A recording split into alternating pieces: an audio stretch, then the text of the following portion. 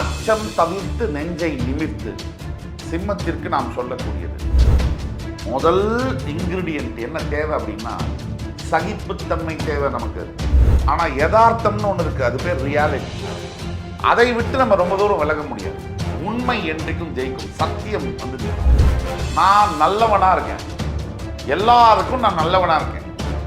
ஆனால் எல்லாரும் ஒரு கட்டத்தில் என்ன ஏமாத்துறாங்களே, என்னால் தாங்க முடியல அப்படின்னு கதறி அழக்கூடிய சிம்மராசி அன்பர்கள் நீங்களா? அப்போ உங்களுக்கான வீடியோ. யாராவது சிம்மராசி இருந்தாங்கன்னு சொன்னா அவங்களுக்கு தயவு கூர்ந்து ஃபார்வர்ட் பண்ணுங்க.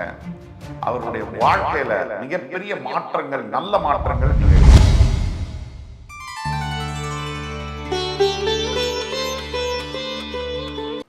வணக்கம். ஆஸ்ட்ரோவேலின் நல்ல நேரம் நிகழ்ச்சியின் சார்பாக அத்துணை சப்ஸ்கிரைபர்களையும் எல்லா அன்பு உள்ளங்களையும் எனது நண்பர்களையும் வருக வருக என வரவேற்பதில் பெருமகிழ்ச்சி கொள்கிறேன்.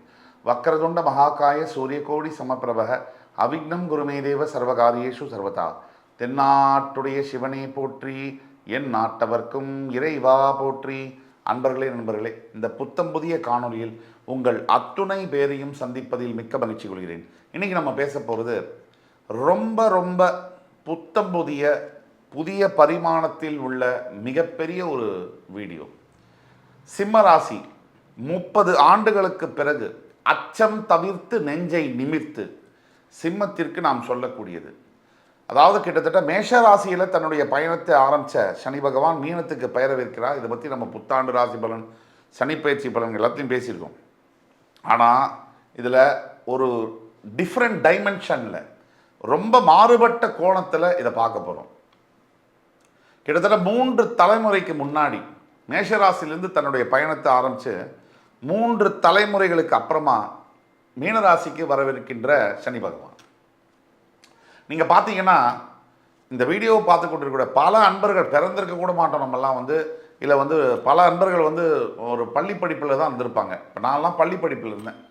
அந்த அளவில் 30 ஆண்டுகளுக்கு பிறகு அவர் சனி பகவான் ரிஷபத்துக்கு, அதாவது மேஷத்திலிருந்து கிளம்பி மீனத்துக்கு வராரு. இது எவ்வளோ ஒரு அதாவது டோட்டல் சைக்கிள், ஒரு முழு சர்க்கிளை கம்ப்ளீட் பண்ணுறாரு. இந்த மாதிரியான ஒரு விஷயம் ரொம்ப சிக்னிஃபிகண்ட்டான ஒரு விஷயம். இதை பற்றி நம்ம ஏற்கனவே சொல்லியிருக்கோம். இப்போ சிம்ம ராசிக்கு இது அஷ்டம சனியாக வருகிறது. அஷ்டம சனியாக வரக்கூடியது இது. இந்த தாக்கமானது சிம்ம ராசிக்கு எப்படி இருக்கும்? அஷ்டம சனி சிம்ம ராசிக்குன்னு சொன்ன உடனே ஒரு பயம், ஒரு விதமான மனக்கலக்கம், சஞ்சலம். எப்பவுமே நம்ம பல பேருக்கு கஷ்டம் வருது அப்படின்னு சொன்னால் யாரும் அதை விரும்ப முடியாது. இயற்கையுடைய நியாயம் அது. யாருமே கஷ்டத்தை விரும்ப மாட்டாங்க, விரும்பவும் முடியாது. சந்தோஷம், மகிழ்ச்சி அப்படின்னு சொன்னால் எல்லாருமே ஏற்றுப்போம். ஆனால் துக்கம், துன்பம் அப்படின்னா, துன்பம்னு சொல்கிறவங்களே நம்ம வெறுத்துருவோம். இப்படி பேசுகிறவங்களே நமக்கு பிடிக்காது. நமக்கு பாசிட்டிவாக இருக்கிறவங்கள தான் பிடிக்கும். இதுதான் உண்மை கூட, நியாயமும் கூட. இதில் ஒரு சின்ன ஒரு வித்தியாசம் இருக்குது, மயிரிழையான வித்தியாசம். யதார்த்தத்தை விட்டு போகக்கூடாது. நெகட்டிவ் வேண்டாம், பாசிட்டிவாகவே இருப்போம். ஆனால் யதார்த்தம்னு ஒன்று இருக்குது, அது பேர் ரியாலிட்டி. அதை விட்டு நம்ம ரொம்ப தூரம் விலக முடியாது. உண்மை என்றைக்கும் ஜெயிக்கும். சத்தியம் நிற்கும். இப்போ அஷ்டம சனியுடைய தாக்கம், இந்த சனி பயிற்சியுடைய ஸ்பெஷாலிட்டி என்னன்னு பார்த்தோம். இது 30 வருஷத்துக்கு கழிச்சு இந்த சனி பகவான் ஹோல் இந்த சைக்கிள், இந்த 12 ராசியை கடந்து திருப்பி மீனத்துக்கு வரார். கிட்டத்தட்ட 3 தலைமுறைகளை தாண்டி. அஷ்டம சனியுடைய தாக்கம் சிம்மத்துக்கு பார்த்தீங்கன்னு சொன்னாலே, சிம்மத்துக்கும் சனி பகவானுக்கும் ஜென்ம பகை உண்டுன்னு எல்லாருக்குமே தெரியும். ஆனால் மோட்சஸ்தானத்துக்கு வரக்கூடிய சனி பகவான் கிட்டத்தட்ட நம்மளில் பல பேர் 9ஆவதோ 8ஆவதோ ஸ்கூலில் படிச்சிருந்தோம். பல பேர் பிறக்கவே இல்லை. பல பேர் அப்போ தான் கல்யாணம் ஆன புதுசில் இருந்திருப்பாங்க. பல பேர் அப்போ தான் வேலைக்கு சேர்ந்துருப்பாங்க. இன்றைக்கி ரிட்டையர்மெண்ட்டே ஆகிருப்பாங்க. அப்படிப்பட்ட போது சனி பகவான் வேலைக்கு சேர்ந்த போது மேஷத்தில் பயணத்தை ஆரம்பித்தவர் இப்போ ரிட்டையர் ஆகும் போது மீனத்துக்கு வந்திருக்காருன்னு சொன்னால் 30 ஆண்டு காலங்கள். இதில் இந்த பயிற்சி சிம்ம ராசிக்கு எப்படிப்பட்ட பயிற்சியாக இருக்கும் அப்படிங்கிறதுல ஒரு தன்னை அறியாத ஒரு கியூரியாசிட்டி வரும். இந்த அஷ்டம சனியானது, அஷ்டம சனியில் நம்ம முக்கியமாக பார்க்க வேண்டியது இந்த ஒரு விஷயம். இந்த 30 ஆண்டுகளுக்கு இந்த சனி பயிற்சி அஷ்டம சனியாக வருதுங்கிறது முக்கியம் இல்லை. இது இந்த அஷ்டமஸ்தானம் 30 ஆண்டுகளுக்கு ஒரு அப்புறம் தானே வருது. அது ஒன்று. அஷ்டம சனியை பொறுத்த வரைக்கும் ஒரு முக்கியமான ஒரு விஷயம், 30 வருஷத்துக்கு பிறகு சிம்ம ராசிக்கு 30 வருஷத்துக்கு முன்னாடி சனி பகவான் அஷ்டம சனியை தாக்கின போது பள்ளி படிப்பில் இருக்கக்கூடிய, இல்லை ஒரு அப்போ தான் வேலைக்கு போகிறோன்னு இருக்கக்கூடிய, இல்லை ஒரு ஒரு கல்வியில் இருக்கக்கூடிய இள வயதில் அத்தனை பெரிய தாக்கம் இருந்திருக்க வாய்ப்பில்லை. எப்பவுமே அஷ்டம சனியானது 40 வயதுக்கு மேலே இருக்கக்கூடியவங்களை தான் அதிகமாக தாக்கும். 45 வயது மேலே இருக்கவங்களுக்கு அதிகமான தாக்கத்தை கொடுக்கும். இது புரிஞ்சுக்கணும்.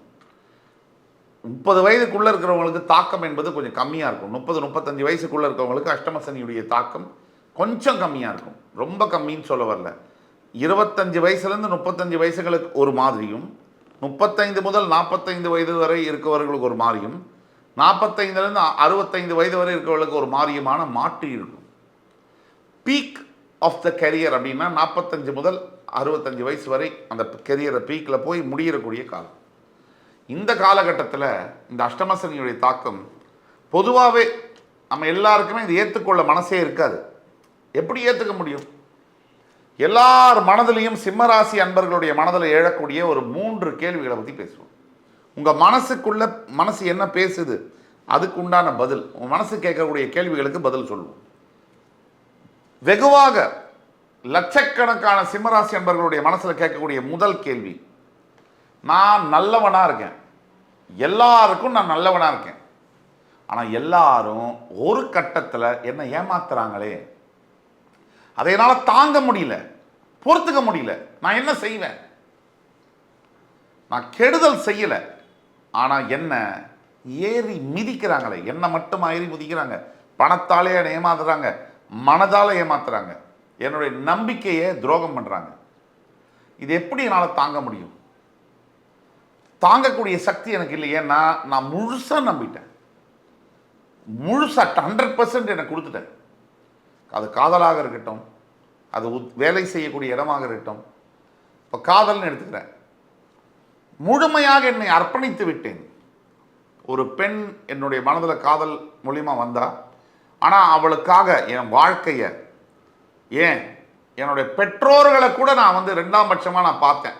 ஆனால் அந்த பெண் என்னை உதாசீனப்படுத்திடா, என்னை கல்யாணம் பண்ணிக்கல, இல்லை கல்யாணம் பண்ணவ இன்னைக்கு சண்டை போட்டு பிரிஞ்சு போகிறேங்கிறா, என்னால் தாங்க முடியல அப்படின்னு கதறி அழக்கூடிய சிம்மராசி அன்பர்கள் நீங்களா?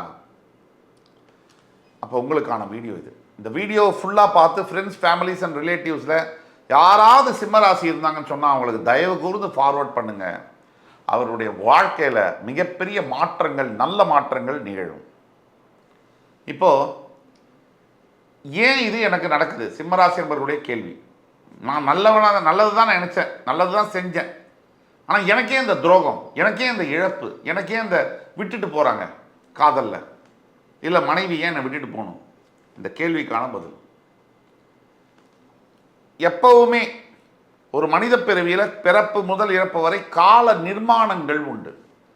ஒவ்வொரு காலத்திற்கு ஒவ்வொரு மாதிரியான நமக்கு சில விஷயங்கள் நடந்துக்கிட்டே இருக்கும். நல்லது, சில துரோகங்கள், நம்பிக்கை துரோகங்கள், சில இழப்புகள் நடந்துகிட்டே இருக்கும். அதற்கு காரணத்தை தேடுறதை விட அதற்குண்டான தீர்வுகளை நோக்கி பயணப்படுறது தான் புத்திசாலித்தனம். இந்த வாழ்க்கை அப்படிங்கிற கேம் நீங்கள் என்ன நினைக்கிறீங்க, என்ன கேட்குறீங்கன்னு எனக்கு தெரியாமல், உங்கள் மனசுக்குள்ளே என்ன ஏக்கம், என்ன காயம் எனக்கு தெரியாமல், இதெல்லாம் என்ன பண்ணணும்னா, நம்மளை யார் விட்டுட்டு போகிறாங்களோ, காதலை விட்டுட்டு போயிட்டா, மனைவி விட்டுட்டு போயிட்டா, நம்மளால் தாங்க முடியல, செத்து போயிடலாமான்னு தோணும் சில பேருக்கு. அதையெல்லாம் மீறி நீங்கள் வாழ்ந்து காமிக்கணும், அவங்க கண்ணுக்கு முன்னாடி வாழ்ந்து காமிக்கணும். நம்ம அப்படி வாழும்போது தான் இந்த பிறவிக்கான பயனை நம்ம அடைய முடியும். இப்போ கஷ்டத்தில் இருக்கும்போது மனசு சுருங்கும். இந்த கஷ்டத்தை தாண்டி ஜெயிக்கும் போது உங்களுடைய மனம் என்பது மிகப்பெரிய வெற்றியை அடையும் பொழுது உங்களுக்கு சொல்ல முடியாத அளவிற்கு இந்த வாழ்க்கையின் மீது திருப்தியும் சந்தோஷமும் மகிழ்ச்சியும் வரும். ஆனால் இங்கிருந்து அந்த இடத்துக்கு போகிறதுக்கு முதல் இன்க்ரீடியன்ட் என்ன தேவை அப்படின்னா, சகிப்புத்தன்மை தேவை. நமக்கு தன்னம்பிக்கை நம்மகிட்ட பிறவியில் ரத்தத்திலே இருக்குது. சகிப்புத்தன்மை தேவை. அடுத்தபடியாக பொறுமை தேவை. அதுக்கு அடுத்தபடியாக ஃபோக்கஸ் தேவை. அதாவது ஒரு விஷயத்தை எடுத்து அதிலேயே பிரயாணம் பண்ணக்கூடியது. கவனம் சிதறாமல் இருக்க வேண்டும். அது ரொம்ப முக்கியம் வாழ்க்கையில் நம்ம ஜெயிக்கிறதுக்கு. உங்கள்கிட்ட 100% திறமை இருக்குன்னா எந்த இடத்துல 10% காமிக்கணுமோ, எந்த இடத்துல 30% காமிக்கணுமோ ஜாக்கிரதையாக ஹேண்டில் பண்ணணும். நீங்கள் ஒரே மொட்டா போய் எனக்கு திறமை இருக்குன்னு எக்ஸிபிஷன் பண்ணீங்கன்னா உங்களை பார்த்தா மற்ற கூட வேலை செய்கிறவங்களுக்கு பயம்தான் வரும்.